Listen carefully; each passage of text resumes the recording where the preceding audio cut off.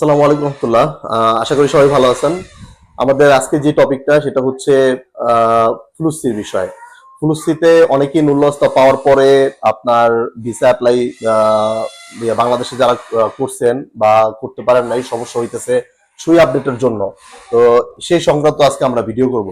Uncle, 22, 23, 24 সালে অনেকেই সুই আপডেট করার বিষয়গুলো নিয়ে অনেক দ্বিধাদ্বন্দ্বতায় ভুগতেছে, যেটা কেমনে করে, কিভাবে করে, এটা করলে আদৌ ভিসা পাওয়া যাবে কিনা, হ্যাঁ, এই অবশ্যই বিষয়গুলো একটু বিস্তারিত বলেন আঙ্কেল। আসতেছে। সেটা হলো জি। মেইন হলো আপনারা যাদের নুরস্তা পাওয়ার পর ভিসা পান নাই, আপনারা যেই মালিক পক্ষ থেকে আপনারা ভিসা নিয়েছেন তাদের সাথে যোগাযোগ করুন।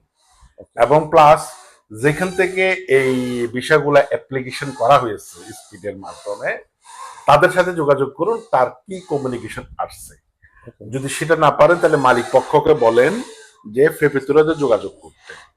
যদি ওনার বর্তমানে অর্থনৈতিক অবস্থা সঠিক থাকে, যেটা আছে বাড়াশোনা বলে, তাহলে পেপেত্রা লিবেরাল করে দিবে, ছেড়ে দিবে।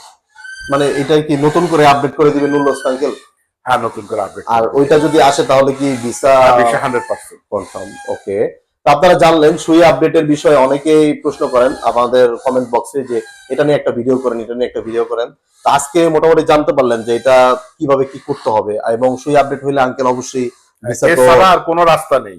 এছাড়া এনাদের কোনো অপশন না, নাই। মালিক পক্ষের সাথে যোগাযোগ করেন। মালিক পক্ষ অবশ্যই জি।